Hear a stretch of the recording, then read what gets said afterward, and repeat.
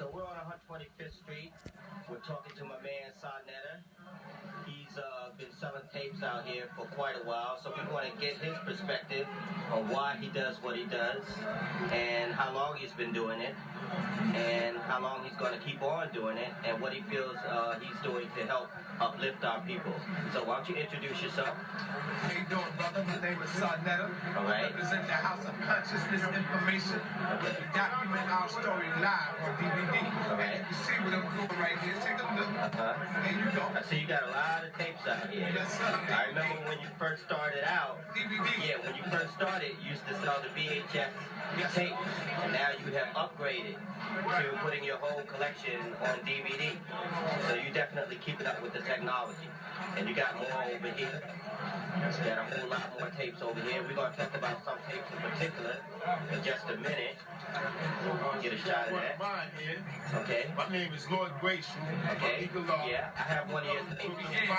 Nation. Okay. And this one is called Crackers, Presidents, and Earthquakes. And I don't basically just go into the words as you see the title. Okay. I use that to attract the people. Okay. When they get attracted and pop the CD in, they'll understand the understanding of what the wisdom is about and the knowledge that we have accomplished here since 1974. Okay. Teaching basically that our people are the greatest people that ever walked the planet Earth. Right. No doubt. Without question. One of the healthiest people that ever walked the planet Earth. One of the richest people that ever walked the planet Earth. And we will prevail in the end. We've been listening to a lot of European lies for a long time. And we're going to shut that down. We're going to shut that down. Thanks to all of this information. And I'm going to talk to you some more later. Indeed, bro. Right? So anyway, let's get back to Saneter. All right? Yes. So how long have you been doing this, and why did you start doing this? Well, I've been doing this for a good 8 years now. Okay. And I've been doing this mainly out of the love that I have for my people. You know what I'm saying? Once I became conscious and got into the information and knowledge, well, Brother Big Man down the street, you ever heard of Brother Big Man? Oh, yeah, definitely. Well, Big Man is like the father to me. All right. Dealing with the consciousness. Because I remember I used to always go and see Big Man in front of the Dempsey Center on 127th Street. Every Wednesday night, I would go by and look down at his table and pick up the bottles and sit back in my house and do the same thing that the brothers and sisters would do, but they would come by and get information. So what happened was, I started accumulating a lot of information, and all my people would say, brother, can I hold this? Can I hold that? Can I hold this? And I would never get it back. So what happened was, I said, man, you know what? Go buy me another machine and make some dubs, and I get it to the people. And that's how I started. Okay. I started in front of, what's the name of that store? Not Strictly Group, but the Uptown Juice Bar. Uptown Juice Bar. Yeah, I remember when That's you where I used to be at with boxes of tape, holding it like this in my hand. Okay. Selling my little tapes, man, trying to get that information going. All right. Now, when you first started early on, did you have some people that tried to talk you out of it? Did you encounter any resistance from people?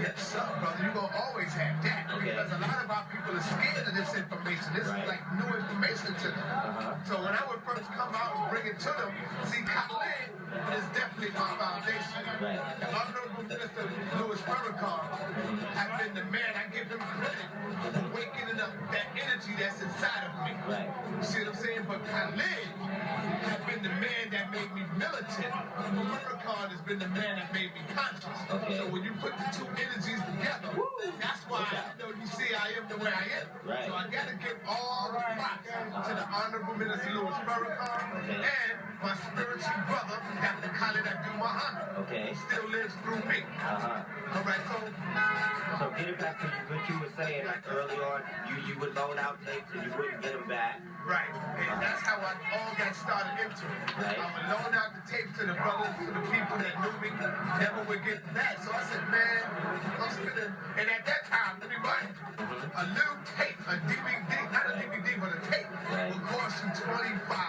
Yeah. Right or wrong? Right. Now remember that? That tape was $25. There you go. A regular videotape was $25, especially when you would get them from Brother Leon and Brother Big Man and all of them. So I said, man, being that I'm going to come on the 125th Street with all the information I got, our people don't want to spend no $25 for something when you're talking about the black man is God and you give them powerful information. They ain't going to want to spend no $25. I said, I'm going to give it to Okay. I sell the tapes to my people for $10, and I was, you can work like that. Yeah. So that's how I got started, out of the love of my people. You know what I'm saying? Right. And birds and the feather, they flock together, right? So then I began to meet brothers like Lord Graceful Malik. Right. The energy attracts energy. Right. Positive energy attracts positive energy. I began to meet my elder brother. Okay. Walk with mouth. Right. Spoke with mouth. Okay. Who drove in the back of the car of the Honorable Marcus Mosiah God. Okay. Brother Julian X right here. All right, that's history right there. Yeah, so that's how I got involved in all this information. I started meeting a lot of other people. And these are my teachers, believe it or not. Okay. Right. I'm not only a teacher, but I'm a student. Right. So if you're going to be a student, you got to be, a teacher, you got to be a student first. And I learned from everybody in the street. In fact, not only is he my teacher, but the street is my teacher. Okay. You feel me? You see what I'm saying? This is where you get the real information. Not in the colleges. Yeah. Not nowhere on the university. Yeah. It starts right here from the undergrad. It goes beyond the textbook. Yes, sir. Yeah. And this right here is my foundation. Okay. This is the teacher. Okay, now early on, how have like the number of people that have been coming up to you, has that like dramatically increased? Yes, sir. Because I imagine like when you first started out, probably just a few people were coming up to you. Right, just a few people, but now all over the world, man. Okay. Yeah, not bragging about that like that. Yeah. But my thing is like all over the world. I have a lot of people that call me from all over the world. Okay. You'll be surprised, man. Do you even get white people that come up to your table? Hell yeah. Okay, and what is their reaction when they see some of the tapes? Well, their reaction when they see tapes like Lord Malik just showed me, what tape was it? What's their reaction to some of these tapes, do you think? Their reaction is, why am I selling hatred? Okay. Why am I showing that hatred? And my response is usually because, number one, the white man never wants you to show the world his diabolical nature. Okay. So when you come over here, take a walk with me right here, right? Okay. Go over here. He has pictures up. To my wall. All right. You see, I don't sell the pictures. I have them up there to show the people that this is what they need to be known. This is what they need to understand. I like to keep this image in our people's face. Because the school system is not going to teach them about it. It is up to us to do that. So when they see this, brother, they don't want to see their image in such a diabolical, barbaric state. So I got to show my people who the hell this white man really is. Right. You know what I'm saying? So like when black people walk by and they see these pictures, do they get turned off by it, or do they get does it like encourage them to become even more curious about their when history? they first see it, a lot of them like to debate with me and argue with me and they say, as a matter of fact, black people will call me a racist. Really? Not all now. Okay. Not all of my people. But some of them do. But a lot of my people will call me a racist just for showing pictures like this. And why do you think they would call you a racist and not the people who actually perpetrated this? Well, because that's what's been taught to them. You see what I'm saying? But you got to stand up, be strong, backward never, forward ever. Right. You know what I'm saying? That's why I keep doing it. This is the love, like I said, that I have for my people. I have to keep pushing forth this information. If Queen Nzinga would have gave up, we wouldn't have never got that far.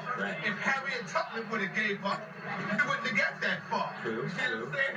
When you look at this woman right here, Sister Ida B. Wells, I encourage every black man and woman to know who this black woman is. Sister Ida B. Wells. When you find out who this woman is, you'll realize why they never talk about her when Black History Month comes.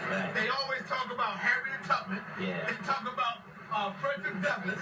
They talk about the Honorable Marcus Garvey, but they never talk about Ida B. Wells. Why is that?